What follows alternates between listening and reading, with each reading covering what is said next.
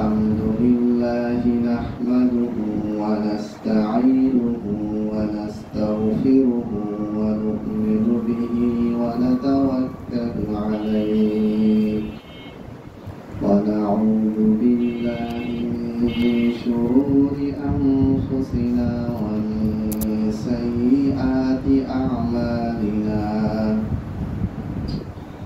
من يهده الله فلا مضل له ومن يضلل فلا هادي له وأشهد أن لا إله إلا الله وحده لا شريك له وأشهد أن محمدا عبده ورسوله أما بعد فإن خير الحديث كتاب الله وخير الهدي هدي محمد صلى الله عليه وسلم وشر الأمور محدثاتها وكل محدثة بدعة وكل بدعة ضلالة وكل ضلالة في النار. أعوذ بالله من الشيطان الرجيم. بسم الله الرحمن الرحيم. يا أيها الذين آمنوا اتقوا الله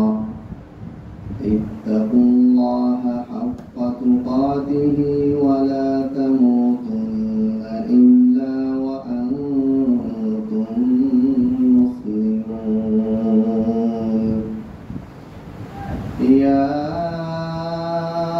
أيها الناس اتقوا ربكم الذي خلقكم من نفس واحدة وخلق منها زوجها وبث منهما رجالا كثيرا ونساء واتقوا الله الذي تساءلون به والأرحام إن الله كان عليكم رقيبا. يا أيها الذين آمنوا اتقوا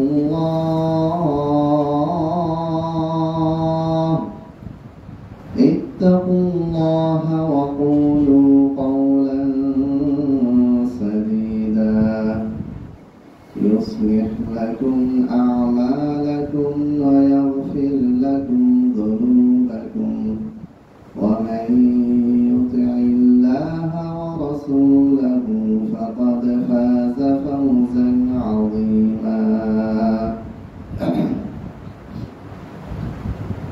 وقال النبي صلى الله عليه وسلم يوشك أن يكون خير مال المسلم غنم يتبع بها شعف الجبال ومواقع القطر يفر بدينه من الفتن. رواه البخاري. সমস্ত প্রশংসা মহান আল্লাহ রাব্বুল আলামিনের জন্য।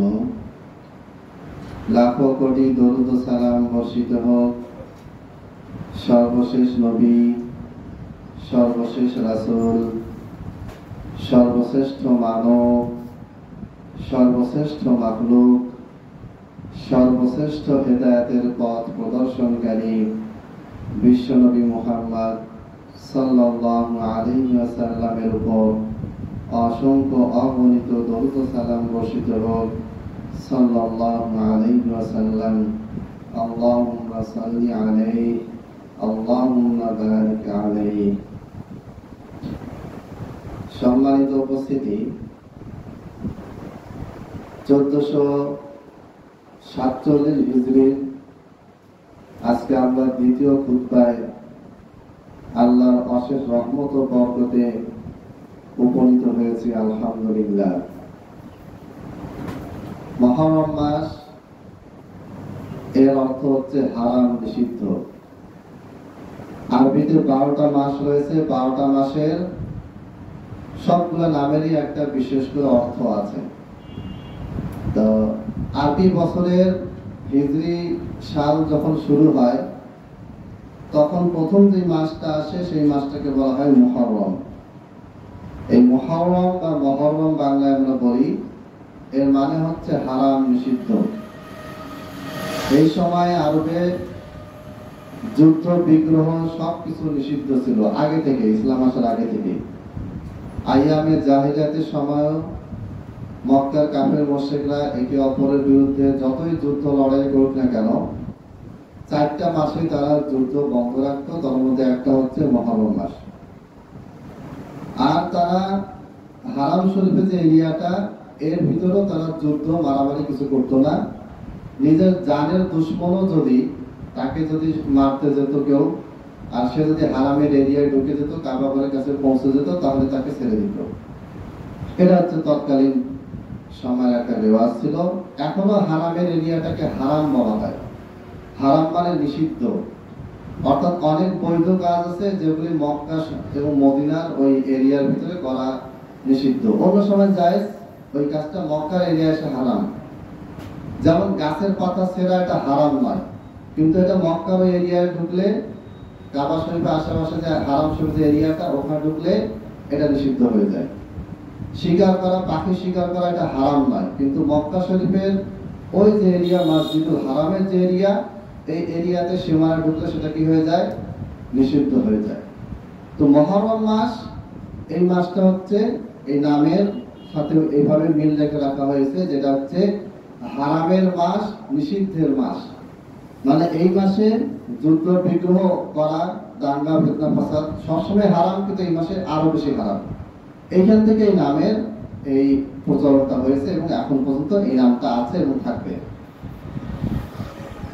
মুহররম মাসে আমাদের করণীয় কি? যেহেতু আমাদের দর্শে হাদিস চলছে এবং দর্শে হাদিস আমাদের আরো সামনে আমাদেরকে যেতে হবে। আমার নিয়ত হচ্ছে আল্লাহ যদি তৌফিক দেয়, তাহলে হয়তো 20 বছর 25 বছরে বা 30 বছরে এই মসজিদে এই পুরো বুখারী সবগুলো হাদিস আমি আলোচনা করবো ইনশাআল্লাহ। তো মুহররম মাসে আমাদের করণীয় কি? কোরআন ও হাদিসে এবং 4 মাযহাবের 4 ইমামের ফতোয়া সবকিছু যদি আমরা সামনে রাখি, তাহলে একটাই করণীয় পাওয়া যায়, সেটা হচ্ছে মুহররম মাসে শুকরিয়া সিয়াম পালন করা। শুকরানা সিয়াম বা শুকরিয়া সিয়াম, হাদিসে শুকরিয়া শব্দটা নাই, তবে নবী সাল্লাল্লাহু আলাইহি ওয়াসাল্লাম শুকরিয়া স্বরূপ একটা সিয়াম পালন করেছিলেন। সেটা কি? সেটা হচ্ছে মদিনার ইহুদিরা তারা মুহররম মাসের 10 তারিখে সিয়াম পালন করত। তখন আল্লাহ নবী সাল্লাল্লাহু আলাইহি ওয়াসাল্লাম তাদেরকে জিজ্ঞেস করলেন যে তোমরা এই মুহররম মাসের 10 তারিখে সিয়াম কেন পালন করো? তখন তারা উত্তর দিল যে এটা হচ্ছে ওই মাস, এটা হচ্ছে ওই দিন যেই মাসের এই দিনে, মানে 10 তারিখে নাজ্জাল্লাহু মূসা মিন আলি ফিরআউন, আল্লাহ তাআলা মূসাকে ফিরআউনের এবং তার বাহিনীর হাত থেকে রক্ষা করেছিলেন। যেহেতু আমরা মূসার তাওরাতের অনুসারী, ইহুদিদের বক্তব্য এটা, এইজন্য আমরা এই দিনে আমাদের নবী মূসা নদী পার হয়ে তিনি মুক্তি পেয়েছিলেন ফিরআউনের হাত থেকে। আল্লাহ তাআলা নীল নদ পার করার মাধ্যমে নদীর ওই পারে, সমুদ্রের ওই পারে মূসাকে পার করিয়ে দিয়েছিলেন বিশেষ রহমত বরকতে।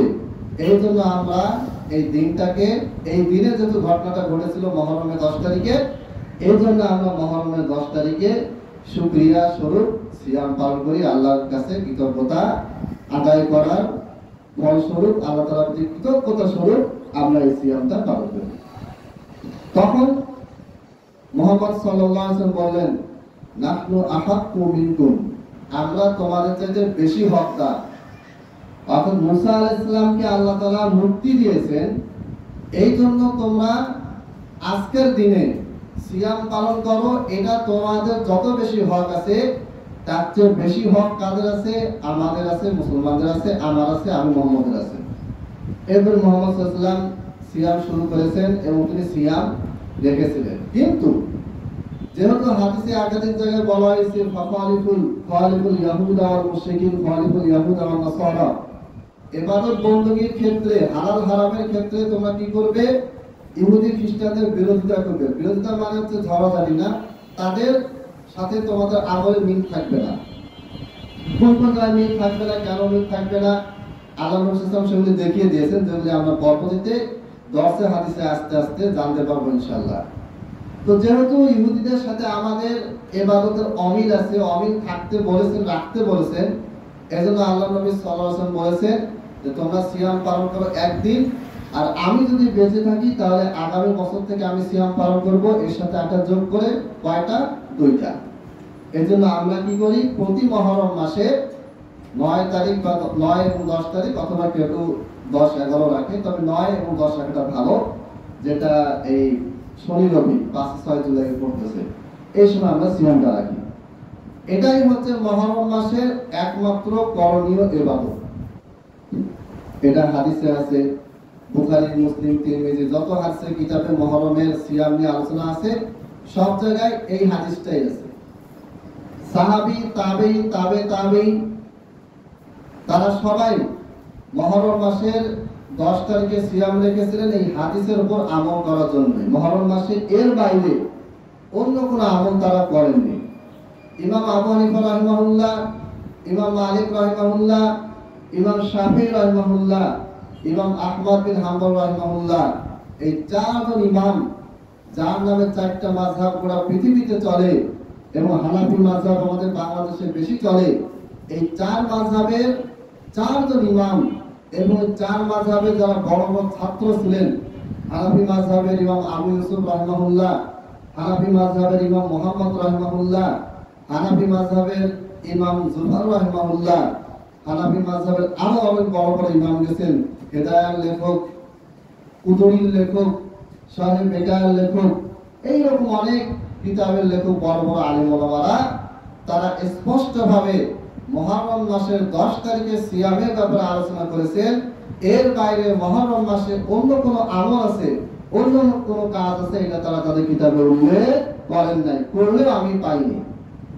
আমি হিজরি সাল মোতাবেক, অর্থাৎ আবু হানিফা রাহিমাহুল্লাহ মারা গেছেন 150 হিজরিতে, 200 হিজরি, 300 হিজরি, 400 হিজরি, 500 হিজরি, এইভাবে প্রত্যেকটা হিজরিতে যতগুলি কিতাব লেখা হয়েছে, হানাফি মাযহাবের কিতাব, শাফিঈ মাযহাবের কিতাব, মালিকি মাযহাবের কিতাব, হাম্বলি মাযহাবের কিতাব, এবং 4 মাযহাবের বাইরে আহলুল হাদিস মুহাদ্দিস যারা বড় বড় কিতাব লিখেছেন, হাদিসের কিতাব, তাফসীরের কিতাব, ফিকহের কিতাব, তাদের এই কিতাবগুলিকে আমি হিজরি অনুযায়ী, সাল অনুযায়ী সাজিয়ে রেখে রেখে পড়ছি। কোথাও কোন হিজরির কোন ইমাম, ইমাম বুখারী বলেন, ইমাম মুসলিম বলেন, ইমাম আহমদ বিন হাম্বল বলেন, ইমাম বাইহাকি বলেন, ইমাম ইবনে আবি শায়বা বলেন, ইমাম আব্দুর রাজ্জাক আস-সানাআনী বলেন, বুলুগুল মারামের লেখক ইবনে হাজার আসকালানী বলেন, ইমাম নববী বলেন, নাম বললে আমার খুতবার টাইমে শেষ যাবে, শত শত হাজারের উপর ইমাম, তারা কেউই এই মুহররম মাসে সিয়াম পালন করা ছাড়া আর অন্য কোনো ইবাদত বা কোনো আমলের কথা তারা বলেন না। অতএব মুহররম মাসে আমরা যা দেখি চারপাশে, এই সবগুলাই না হাদিসে আছে, না 4 মাযহাবে আছে, না 4 মাযহাবের বাইরে অন্য কোনো ইমামদের কিতাবে আছে। কোত্থেকে আসলো, কিভাবে আসলো, এটা আমরা জানি না। এবার আসুন, মুহররম মাসে মরসিয়া, কান্নাকাটি, নিজের গায়ের একেবারে নিজেকে মারতেছে, রক্তাক্ত করতেছে, ঢোল বাজাচ্ছে, রাস্তাঘাটে শরবত পান করাচ্ছে, এই সব কিছু কাহিনী আসলো থেকে? এগুলি সর্বপ্রথম ইরাক এবং ইরানের যে শিয়ারা, তারা এটা চালু করেছে। ফাতেমি শিয়াদের আমলে এগুলোকে রাষ্ট্রীয়ভাবে বৈধতা দেওয়া হয় এবং রাষ্ট্রীয়ভাবে এগুলি করার জন্য কি করা হয়েছিল? আদেশ করা হয়েছিল। কেন এটা হইল? কারণ তারা বলতে চাচ্ছে যে হুসাইন রাদিয়াল্লাহু তাআলা আনহুকে অন্যায়ভাবে শহীদ করা হয়েছিল কারবালার মাঠে। এখন হুসাইন রাদিয়াল্লাহু তাআলা আনহুকে শহীদ যারা করেছে নিঃসন্দেহে তারা গুনাহগার, তারা বড় কুফরি করেছে, বেঈমান, এতে কোনো সন্দেহ নেই। কিন্তু কাজটা করলো কারা আমরা এটা জানি না। হুসাইন রাদিয়াল্লাহু তাআলা আনহুকে শহীদ করা হয়েছিল 61 হিজরিতে, কেউ কেউ বলেছেন 62 হিজরিতে। অর্থাৎ সেই সময় ক্ষমতায় ছিলেন মুয়াবিয়া রাদিয়াল্লাহু তাআলা আনহুর ছেলে ইয়াজিদ। ইয়াজিদের সময় এই ঘটনাটা ঘটেছিল। এখন এই ঘটনাটা যেহেতু ইয়াজিদের সময় ঘটেছে, এই জন্য দোষটা পড়েছে ইয়াজিদের ঘাড়ে। মেনে নিলাম, কোনো সমস্যা নেই, এটা জবাব আমরা বিভিন্ন সময় দিয়েছি, দিচ্ছি। আজকের খুতবায় এত বেশি আলোচনা করা সম্ভব না। এখন কারা হত্যা করলো? আজকে এই সময় এসে বা 400-500 হিজরির পর থেকে 250-300 হিজরির পর থেকে কিছু কিছু মানুষ বলতেছেন যে ইয়াজিদ এই হত্যাকাণ্ডে জড়িত ছিল। ভালো কথা, কোনো অসুবিধা নেই। কিন্তু যেই সময় হত্যাকাণ্ডটা ঘটে সেই সময় অর্থাৎ 60-61 হিজরি, ওই সময় অসংখ্য সাহাবী জীবিত ছিলেন। আবু হুরায়রা জীবিত ছিলেন, আব্দুল্লাহ বিন ওমর জীবিত ছিলেন, এরপরে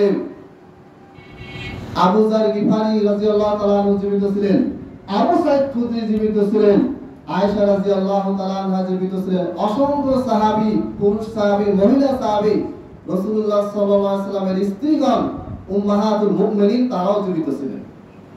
এবং এই ঘটনা যখন ঘটে তখন ইমাম আবু হানিফা রাহিমাহুল্লাহর বয়স, তখন তিনি জন্ম নেননি, কিন্তু তার কিছুদিন পরে তিনি জন্মগ্রহণ করেন। অর্থাৎ 61 হিজরিতে ঘটনাটা ঘটেছে। আর ইমাম আবু হানিফা রাহিমাহুল্লাহ জন্মগ্রহণ করেছেন কত সালে? 80 হিজরিতে, কিছুদিন পরে। তাহলে ইমাম আবু হানিফার ওস্তাদরা সেই সময় জীবিত ছিল। ইব্রাহিম নাখাই রাহিমাহুল্লাহ তিনি জীবিত ছিলেন। আলকামা, যার থেকে ইব্রাহিম নাখাই হাদিস বর্ণনা করেছেন, এই আলকামা থেকে ইব্রাহিম নাখাই, ইব্রাহিম নাখাই থেকে হাম্মাদ, হাম্মাদ থেকে আবু হানিফা, এই হানাফি মাযহাবের যে মূল সিলসিলা, এই মূল সিলসিলা শুরুতে যারা ছিলেন হাম্মাদ, ইব্রাহিম, আলকামা, এনারা সবাই ওই সময় ওই ঘটনার সময় জীবিত ছিলেন। কারো বয়স 15 বছর, কারো 30 বছর, 35 বছর।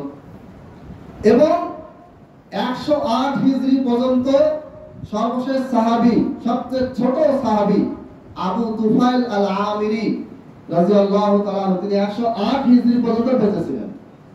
সেই সময় অসংখ্য তাবেঈ ছিলেন সাহাবীদের ছাত্র। আতা বিন আবি রবাহ, মুজাহিদ বিন জাবর, এরপর অসংখ্য সাহাবী ছিলেন, কাতাদা বিন দিয়ামা, অসংখ্য সাহাবী যাদের বর্ণিত হাদিস দিয়ে কিতাব ভর্তি, যাদের বর্ণিত হাদিস, যাদের বর্ণনা দিয়ে বড় বড় কিতাবগুলি লিখিত হয়েছে। এই যে বিশাল একটা আলেম, সাহাবী এবং তাবেঈদের বিশাল বড় একটা জনগোষ্ঠী, তারা কাদেরকে হত্যাকারী বলেছিল এটা আমরা জানি না।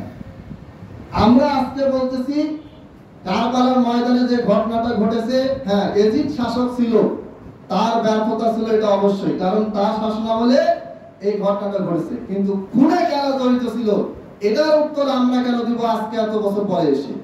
এটার উত্তর সাহাবীরাই দিয়ে গিয়েছেন। সহিহ বুখারীতে স্পষ্টভাবে বর্ণনা আছে, ইরাক থেকে এক লোক হজ করতে আসলো।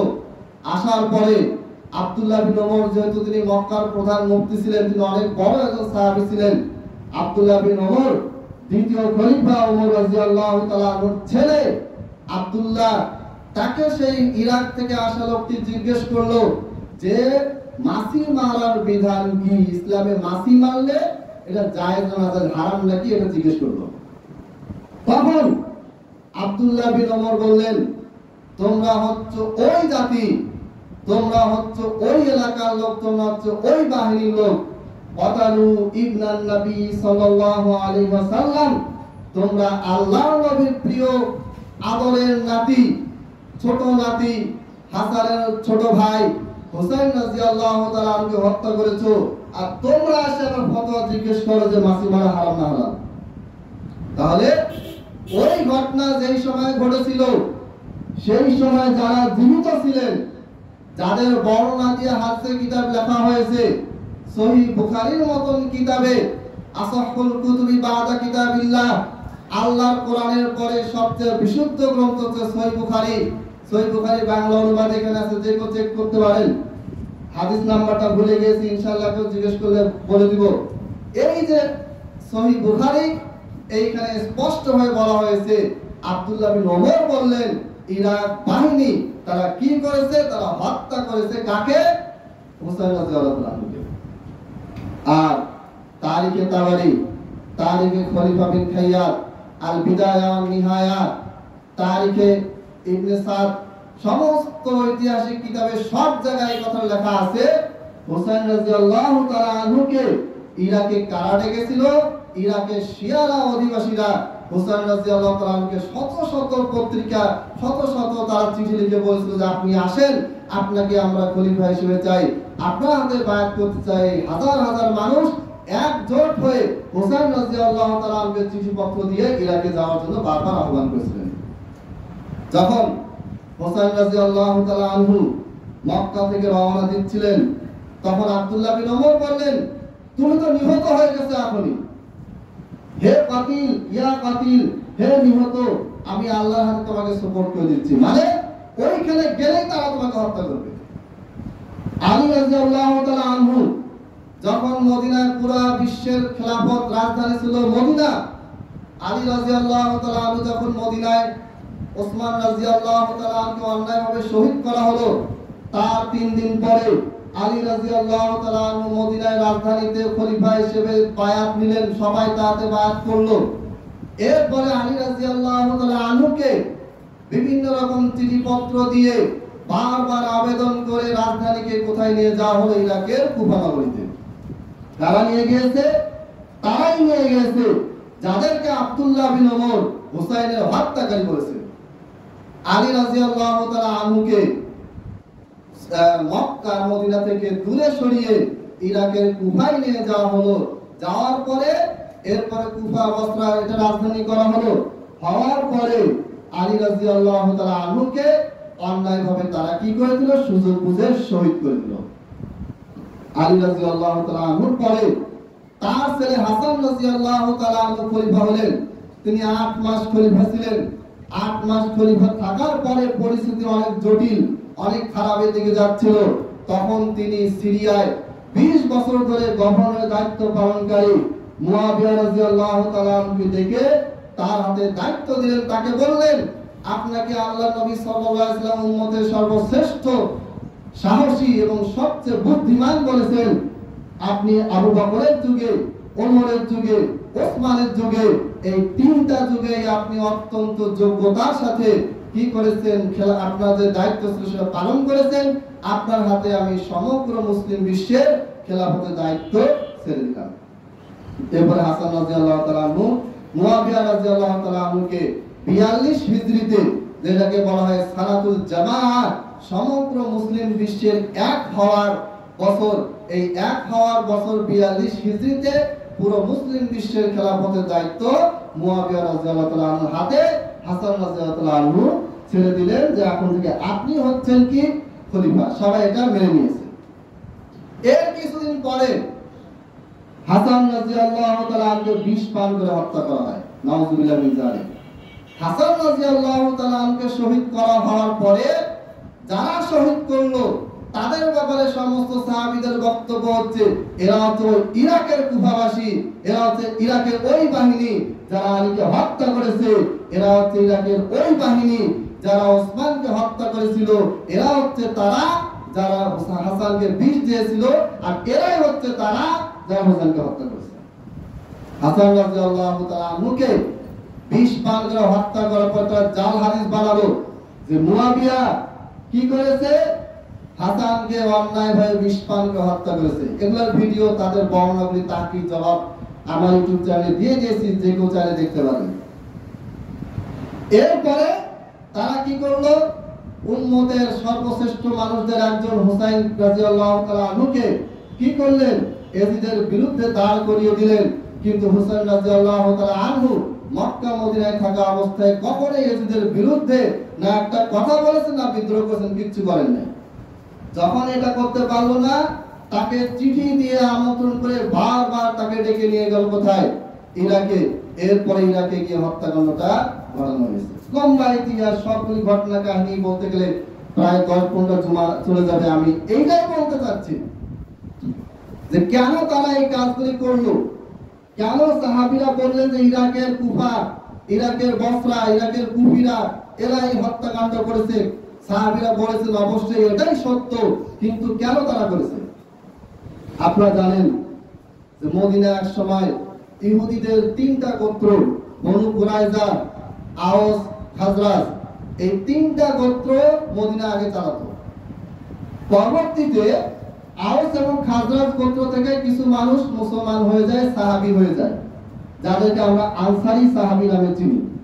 গত জুমাতে সাহাবীদের প্রতি ভালোবাসা, আনসার সাহাবীদের প্রতি ভালোবাসা, বুখারীর এই হাদিস নিয়ে কিছু আলোচনা করেছিলাম। বনু কুরাইজা ইহুদি, আওস এবং খাজরাজ এরাও ইহুদি, কিন্তু আওস এবং খাজরাজ থেকে কিছু মানুষ মুসলমান হয়ে যায়। পরবর্তীতে আওস এবং খাজরাজের অধিকাংশ মানুষই মুসলমান হয়ে যায়। আর বনু কুরাইজা সহ অন্যান্য যারা ইহুদি ছিল, এদের ভিতরে রাগ ক্ষোভ ছিল, কারণ মদিনা ছিল আমাদের জায়গা, এই মদিনা কি হয়ে গেল? মুসলমানদের দখলে চলে গেল। এইটাকে আবার পুনরায় কি করতে হবে? আমাদের ইহুদিদের দখলে নিয়ে আসতে হবে। এর কিছুদিন পরে আল্লাহ নবী সাল্লাল্লাহু আলাইহি ওয়াসাল্লাম মারা গেলেন, তিনি এই দুনিয়া থেকে চলে গেলেন। তার যাওয়ার পরে আবু বকর রাদিয়াল্লাহু তাআলা আনহু তিনি ইরানের আশেপাশের অনেকগুলি জায়গা দখল করে নিলেন, ইসলামী সাম্রাজ্যের ভিতরে অন্তর্ভুক্ত করলেন। তার কিছুদিন পরে ইরানের যে মেইন শহর, মেইন জায়গা ইরান তখন কাছাকাছি প্রায় একই সাম্রাজ্য ছিল, পুরোটাই ওমর রাদিয়াল্লাহু তাআলা আনহু ইসলামিক খেলাফতের অন্তর্ভুক্ত করলেন। সেই সময় ইরানে মাজুসি ধর্ম চালু ছিল। মাজুসি ধর্ম কি? মাজুসি ধর্ম হচ্ছে মুসা আলাইহিস সালামের জন্মের প্রায় ১,৫০০ বছর পরে একজন নবী এসেছিলেন, তার নাম হচ্ছে আরমিয়া আলাইহিস সালাম। তার কথা কোরআন হাদিসে ইতিহাসে পাওয়া যায়। এই নবীর আমলে জারদাশত নামে একজন ব্যক্তি, সে সর্বপ্রথম আগুনের পূজা, সূর্যের পূজা, চাঁদের পূজা, তারপরে বাতাসের পূজা, এটা সে চালু করে। এই ধর্মটার নামই হচ্ছে মাজুসি ধর্ম। এই ধর্মটা আজারবাইজান, ইরান, ইরাক, এরপরে সিনাই পর্বত, মুসা ইসলাম যখন পার হলেন সিনাই পর্বতে গেলেন, যার পরে বনি ইসরায়েলের যে বাছুর পূজা শুরু করেছিল, এই বাছুর পূজা মূলত ওই যে জারদাশত, যেই ব্যক্তিটা ১,০০০ বছর আগে, মুসা আসার ১,০০০ বছর আগে ধর্মটা চালু করেছিল, তাদের দ্বারা প্রভাবিত হয়ে এরা বাছুর পূজা শুরু করেছিল। এই যে একটা পৌত্তলিক ধর্ম, বাংলা আমরা পৌত্তলিক বলি, এই ধর্মের অনুসারীদের সবচেয়ে বড় ঘাঁটি ছিল ইরান। এই ইরানকে কি করা হলো?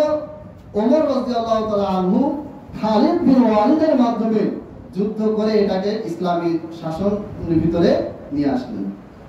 এখন সহজ কথা, যে আপনি যে এরিয়ার মালিক, আপনি একজন কাফের মানুষ হন, হিন্দু হন, খ্রিস্টান হন, যাই হন না কেন, আপনাকে পরাজিত করে আপনার জায়গাটা আমি কি করলাম?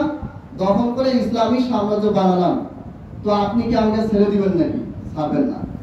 দেখেন ভারত বাংলাদেশের বিরুদ্ধে কত অপপ্রচার চালাচ্ছে, কত কিছু। তাদের মেইন টার্গেট বাংলাদেশকে আবার হিন্দু রাষ্ট্রের অন্তর্ভুক্ত করা। গোটা পৃথিবীতে এটা চলছে। আপনারা জানেন 2023 সালে রাশিয়া ইউক্রেনের যুদ্ধ হয়েছিল। কারণ ইউক্রেন যদি রাশিয়ার ভিতরে চলে যায়, রাশিয়ার লাভ আছে। কারণ ইউক্রেন এমন একটা দেশ, গোটা রাশিয়া বিশাল বড় দেশ, কিন্তু রাশিয়াতে আশেপাশে কোনো পাহাড় পর্বত কিচ্ছু নেই, যে কেউ যখন তখন ঢুকে হামলা করতে পারে। যারা ভূ পলিটিক্স পড়েছেন তারা বলতে পারবেন, বুঝবেন। তো ইউক্রেন এমন একটা জায়গা, ইউক্রেনকে দখল করলে কিন্তু আস্তে আস্তে সে পুরোটা কি করতে পারবে? এরিয়া দিয়ে পুরো রাশিয়াকে সুরক্ষিত করতে পারবে। কিন্তু ইউক্রেনের কারণটা পায় না, কারণ ইউক্রেনকে চাপ দেওয়া যায় না, গ্যাসের বিশাল বড় লাইন ইউক্রেন দিয়ে যাওয়া আসা করে। এই কারণে রাশিয়া পরে কি করে? ইউক্রেনে হামলা করে। মানে এই যে হামলাগুলো হচ্ছে, এর একটা কারণ আছে, যে আমি আমার দখলদারিত্বটা কি করবো? পাকাপোক্ত করবো, মজবুত করবো। যখন মুসলমানদের সাথে ইহুদিরা পারলো না, এই ইহুদি আব্দুল্লাহ বিন সাবার মতো একজন রাজনৈতিক বিশেষজ্ঞ, অনেক বুদ্ধিমান, একেবারে কট্টর কুশলী একজন লোক ছিল, একে দিয়ে করা হলো সাহাবীদের যুগে উবাই বিন খালদ, আব্দুল্লাহ বিন উবাই, যারা মুশরিক ছিল, মুনাফিক ছিল, এরা মুসলমান বেশে কি করেছিল? সাহাবীদের ভিতরে ঢুকেছিল। বদর যুদ্ধের জন্য সাহাবীরা রওনা করেছে, মুনাফিকরা ৩০০ জন কি করছে? চুপ করে আস্তে করে বেড়ে চলে গেছে। ওদেরই বংশ, ওদেরই ছেলে মেয়ে, ওদেরই অনুসারীরা পরবর্তীতে ইহুদি আব্দুল্লাহ বিন সাবার নেতৃত্বে কি হয়? একত্র হয়। একত্র হওয়ার পরে তাদের মেইন প্ল্যান ছিল মুসলমানদেরকে দুর্বল করা। এখন মুসলমানদের সাথে ডাইরেক্ট লড়াইয়ে পারতেছে না, মুসলমানদের বুদ্ধিতেও পারে না, মুসলমানদের ইমানকেও নষ্ট করতে পারতেছে না। কি করতে হবে? মুসলমান বেশে, মুসলমান হয়ে, মুসলমানদের ভিতরে ঢুকে, মুসলমানদের মধ্যে কি করতে হবে? লড়াই লাগিয়ে দিতে হবে। এই লড়াই আবু বকরের সময় তারা পারেনি। আবু বকর রাদিয়াল্লাহু তাআলা আনহুর সময় রিদ্দার যুদ্ধ শুরু হয়ে গেল। মুসলমানদের ভিতর থেকে একদল বলা শুরু করলো যে আমরা যাকাত দিব না, আমরা এটা করব না, আমরা ওটা করব না। কারা উস্কানি দিল? এরাই উস্কানি দিল।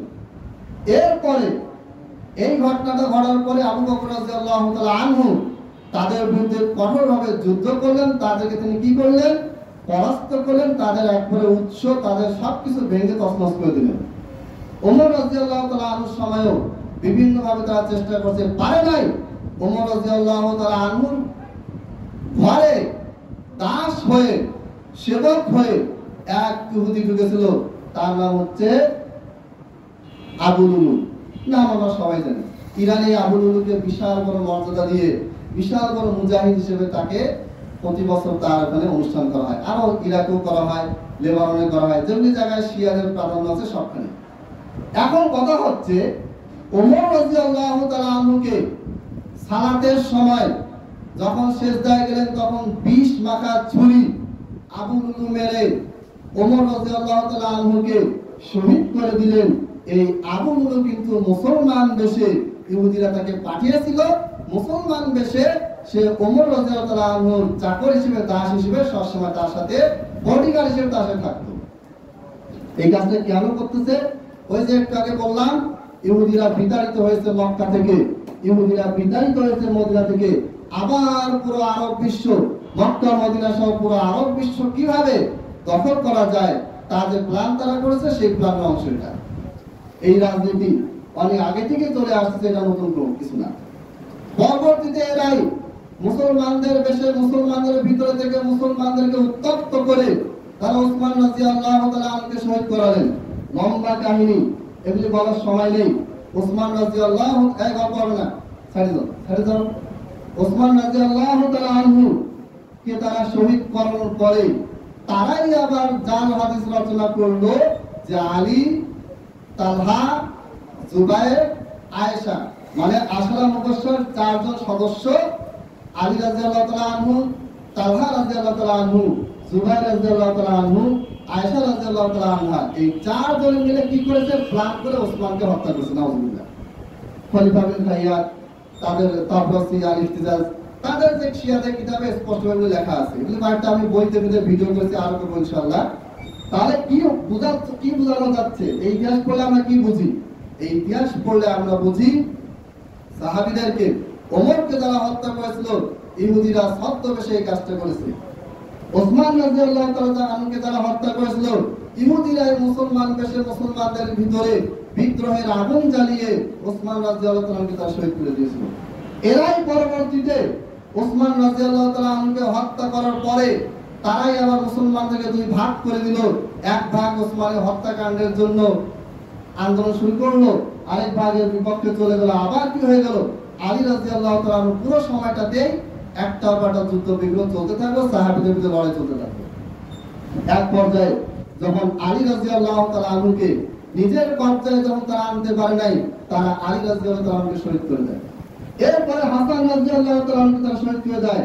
তারপরে এরই ধারাবাহিকতায় হুসাইন রাদিয়াল্লাহু তাআলা আনহুকে তারা শহীদ করে দেয়। এই জন্য সমস্ত সাহাবী একমত, যারা ওসমানকে হত্যা করেছে, যারা ওমরকে হত্যা করেছে, এরাই পরবর্তীতে হুসাইন রাদিয়াল্লাহু তাআলা আনহুকে হত্যা করেছে।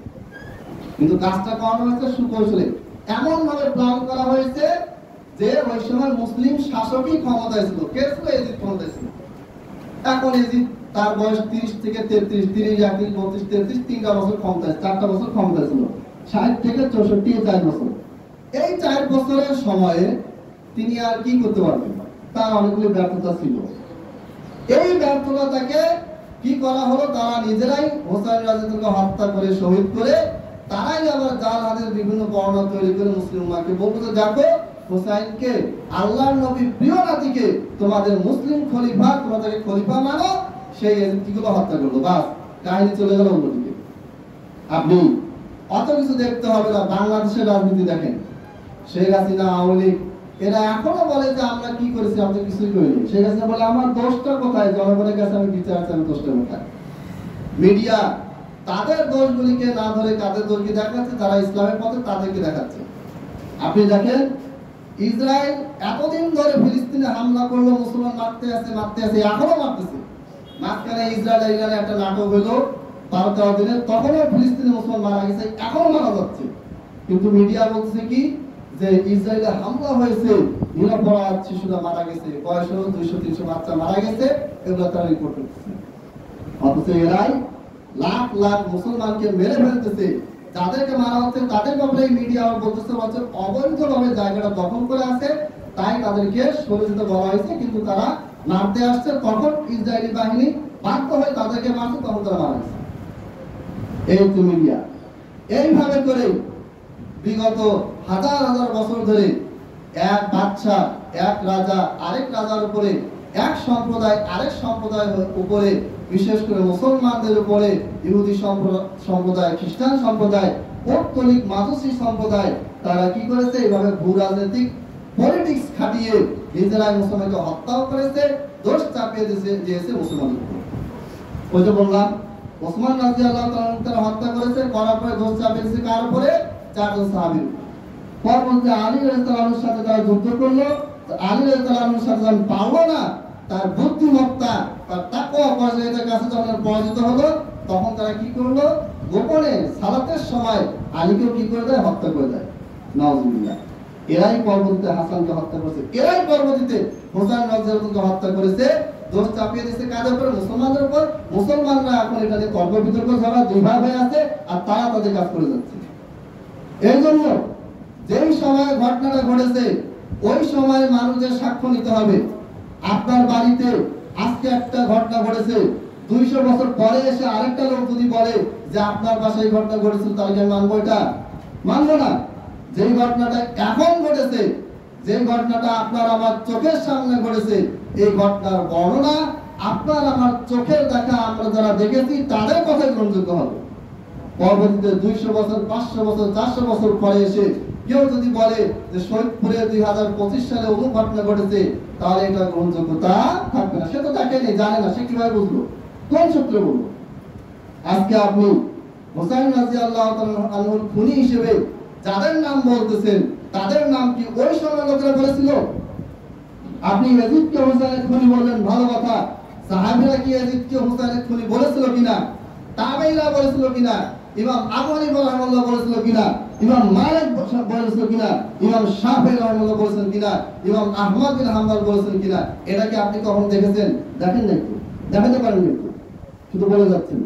অতএব আমরা আল্লাহর কাছে দোয়া করি, আল্লাহ তাআলা যেন আমাদের সুবুদ্ধির উদয় করেন, আমিন। এবং কারাই ষড়যন্ত্র করিয়েছে, কারাই ষড়যন্ত্রগুলি ঘটাচ্ছে, বছরের পর বছর, শতাব্দীর পর শতাব্দী, হাজার হাজার বছর ধরে, 1500 বছর ধরে মুসলমানদের বিরুদ্ধে কারা সবসময় লেগেছিল, কারা লেগে আছে, কারা লেগে থাকবে, কারা রাজনীতির নামে মুসলমানদেরকে ধ্বংস করার চেষ্টা করছে, কারা অর্থনীতির নামে সুদ ঢুকিয়ে মুসলমানদেরকে ধ্বংস করার চেষ্টা করছে, কারা মিথ্যা কাহিনী, মিথ্যা ইতিহাস, বানোয়াট, জাল, জয়, ভুয়া কথাবার্তা বলে আপনাকে আমাকে অন্যদিকে ডাইভার্ট করতেছে, তাদেরকে যদি আপনি চিনতে না পারেন, তাহলে আপনি আমি হব সবচেয়ে বোকা।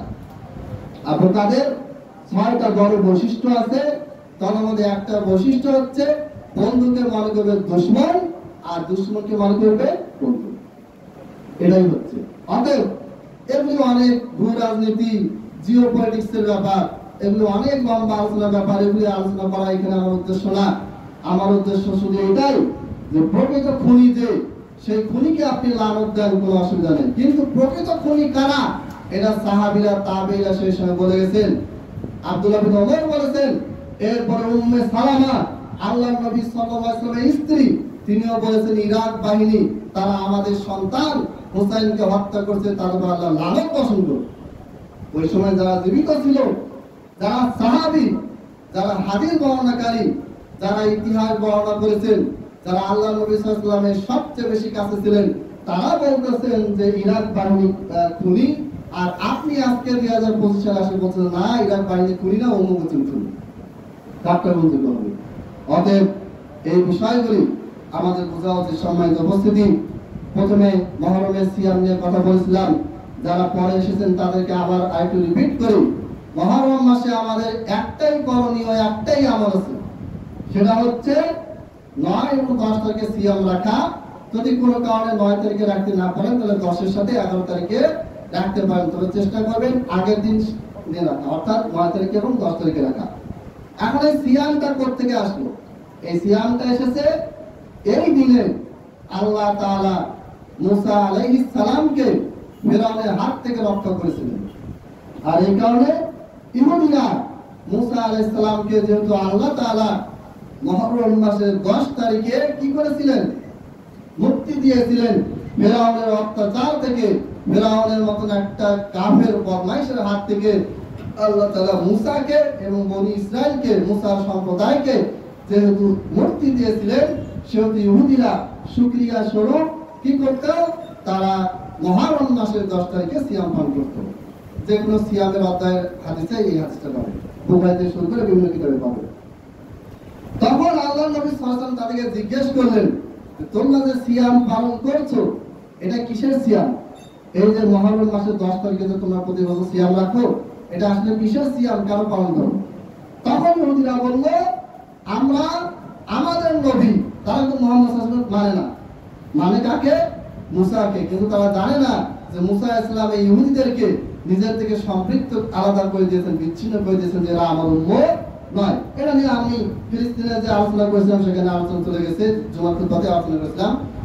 এখন আল্লাহ নবী সাল্লাল্লাহু আলাইহি ওয়াসাল্লাম তখন বললেন, তোমরা যদি মুসাকে মুক্তি দেওয়া হয় এই কারণে যদি সিয়াম রাখো, তাহলে তোমাদের চাইতে আমরা বেশি হকদার সিয়াম পালন করে আল্লাহর প্রতি কৃতজ্ঞতা আদায় করার বেশি হকদার।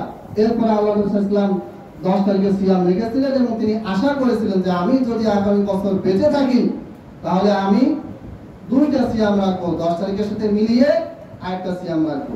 যেহেতু তিনি আশা করেছিলেন, আর নবীর ইচ্ছা, নবীর আকাঙ্ক্ষা, এটাও আমাদের জন্য কি সুন্নাহ, যেহেতু তিনি আরো একটা যুক্ত করতে চেয়েছিলেন, আমরাও এই জন্য প্রতি মুহররম মাসে 10 তারিখের সাথে একটা সিয়াম যুক্ত করবো। সেটা 9 তারিখ হলে ভালো, 11 তারিখ হলে সমস্যা নেই, এবং আমরা এটা প্রতি মাসে প্রতি বছরে আমরা রাখার চেষ্টা করব। এটা হচ্ছে মুসা আলাইহিস সালামের মুক্তি উপলক্ষে। এটা ওই কারবালার ঘটনার সাথে কোনো সম্পর্ক নেই, কারণ কারবালা ঘটনা ঘটেছে কত সালে?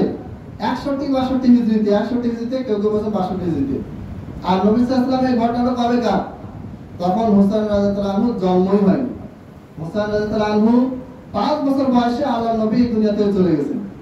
তা আমরা বুঝে গেল এই যে সিয়াম পালন যে হচ্ছে আগে থেকে, এটা প্রমাণিত হলো, কারণ কারবালা ঘটনা ঘটেছে অনেক পরে।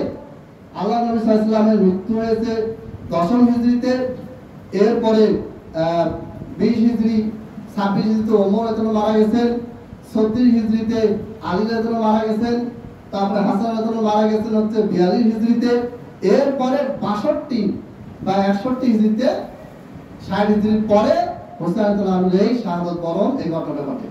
তাহলে বোঝা যাচ্ছে এই সিয়াম পালনের বিধানটা কারবালার সাথে কোনো সম্পর্ক নেই। কারণ যদি সম্পর্ক থাকতো তাহলে কি আগের নবী সাল্লাল্লাহু বলে দিতেন না যে আমার নাতি শাহাদাত বরণ করবে, এই জন্য আমি সিয়াম রাখতেছি, বলে দিতেন তো, আল্লাহ ওহী করতেন, বলে দিতেন, কিন্তু তিনি এটা বলেন না। অতএব এই মুহররম মাসে সিয়াম পালন ব্যতীত, এই কথা বলে আগেও বলেছি আবারও বলতেছি, যে কোনো মানুষ আপনারা গবেষণা করবেন, পড়াশোনা করবেন, আপনারা বোঝার চেষ্টা করবেন যে জিনিসগুলো কোথেকে আসলো। হানাফি মাযহাবের বড় ইমাম আবু হানিফা রাহিমাহুল্লাহ তিনি এই সিয়াম পালন ছাড়া মুহররম মাসে আর কোনো কারণের কথা বলেননি। কেউ যদি দেখাইতে পারে আমরা এই মসজিদের এই মিম্বার থেকে ঘোষণা দিব এবং আমরা সেটা করবো। কেউ যদি তাজিয়া মিছিল দেখাতে পারে যে ইমাম আবু হানিফা বলেছেন, সাহাবীরা বলেছেন, তাবেঈরা বলেছেন, বড় বড় ইমামরা করতে বলেছেন, আল্লাহর নবী করতে বলেছেন, সাহাবীরা করেছেন, করতে বলেছেন, আমরা ওটা করব, কোনো অসুবিধা নেই। কেউ যদি এই যে ঢোল বাজানো আর কি কিতাবের রাস্তায় শরবত বিক্রি হচ্ছে, কেন শরবত বিক্রি না, শরবত খাওয়ানো হচ্ছে, যে হুসাইন রাদিয়াল্লাহু আনহু পিপাসায় মারা গেছে তাই আমরা শরবত পান করতেছি, শরবত খাওয়াচ্ছি। উনি পিপাসায় শাহাদাত পান করলেন আর তুমি পানি পান করে মজায় আছো, এটা কেমন হলো? এগুলো ভণ্ডামি শয়তানি ছাড়া কিছুই না। এগুলো ইরানের এই শিয়া কাফের সম্প্রদায়, তারাই এগুলো গোটা পৃথিবী ছড়িয়েছে, তাদের কাছ থেকে ধার নিয়ে আমরা হিন্দু করতেছি। আর বলি আমরা সুন্নি মুসলমান। এত তোমাদের কষ্ট, তাহলে ওসমান রাদিয়াল্লাহু যে শহীদ করা হলো, এটাকে নিয়ে তোমাদের স্মরণীয় দিন করো না কেন?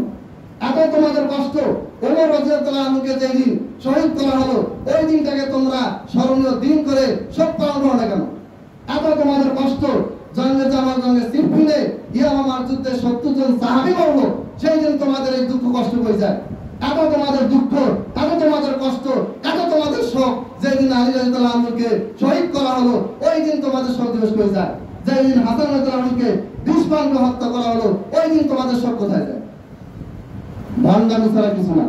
বলে যে আমরা হানাফি মাযহাব অনুসারী। ইমাম আবু হানিফা কোথায় বলেছেন? ইমাম আবু হানিফা রাহিমাহুল্লাহ কোথায় বলেছেন যে মুহররম মাসে এরকম পালন করতে হবে, তাজিয়া পালন মুসলিমের করতে হবে, এই করতে হবে সেই করতে হবে? ইমাম আবু হানিফা রাহিমাহুল্লাহ কোথায় বলেছেন? হানাফি মাযহাব অনুসারী আমি বলি এক কথা পরে আরেক কথা। অতএব হানাফি মাযহাবের কোন কিতাবে, কোন মৌলিক কিতাবে এইরকম কোন আমলের কথা নাই। ইমাম মালিক রাহিমাহুল্লাহ তার কোন মাযহাবে, তার কোন কিতাবে, তার ছাত্রদের কোন কিতাবে এরকম কোন কথা নাই। ইমাম শাফিঈ রাহিমাহুল্লাহ তার কোন মাযহাবে, তার কোন কিতাবে কোন কথা নাই। কোন তাবেঈ এটা বলেন নাই, কোন সাহাবী এটা করতে পারেন নাই। একমাত্র মুহররম মাসে সিয়াম পালন ছাড়া আর কোন কথা বলা নেই। কেউ যদি বলে আছে, ওই রকম মূল কিতাব থেকে দেখাইতে হবে। আজকে আপনাদের ঢোল তবলা পিটায় ফাজলামি করে বলবেন যে এটা আমরা হোসাইনের জন্য কি করতেছি, সবজ পান করতেছি, এটা হচ্ছে হোসাইন রাদিয়াল্লাহু তাআলা আনহুর সাথে ফাজলামি করা, তার সাথে মশকরা করা ছাড়া কিছু না। এত বড় একজন ব্যক্তি, এত বড় একজন সাহাবী, তাকে অন্যায়ভাবে শহীদ করা হলো, এটার জন্য আমাদের চোখে পানি আসে না। উল্টার রাস্তায় আমরা শরবত করতেছি যে শরবত খাও, শরবত খেলে কি হবে? তোমার গলার পিপাসা দূর হয়ে যাবে। কেন? ওই দিন হোসাইন রাদিয়াল্লাহু আনহু পিপাসায় মারা গেছে। এগুলো কি ভাই? আপনার বাপ যদি না খেয়ে মরে আর আপনি খাবেন না, বলবেন বাপ না খেয়ে মারা গেছে, আমি খাচ্ছি জানান না আমল, এটা কি হবে? ভণ্ডামি ছাড়া কিছু না। অতএব হোসেন রাদিয়াল্লাহু আনহু এত বড় একজন ব্যক্তি, তাকে শহীদ করা হয়েছিল, কারা শহীদ করেছে তাদের ব্যাপারে খোঁজ দেন, তাদেরকে লানত দেন, তাদের বিরুদ্ধে আপনি বলেন কোনো অসুবিধা নেই। কিন্তু আপনি হোসেন রাদিয়াল্লাহু আনহুকে যারা শহীদ করেছে তাদের দেখানো পথে আপনি রাস্তাঘাটে যারা মিছিল তাজিয়া করতেছেন, এটা হচ্ছে হোসেন রাদিয়াল্লাহু তাআলা আনহুর বিরুদ্ধে যুদ্ধ করার শামিল, হোসেন রাদিয়াল্লাহু আনহুকে কষ্ট দেওয়ার শামিল। আল্লাহ তাআলা আমাদেরকে এই ধরনের অজ্ঞতা, মূর্খতা, ভণ্ডামি থেকে মুক্তি দান করুন। আমিন। ওয়া আখিরু দাওয়ানা আলহামদুলিল্লাহি রাব্বিল আলামিন।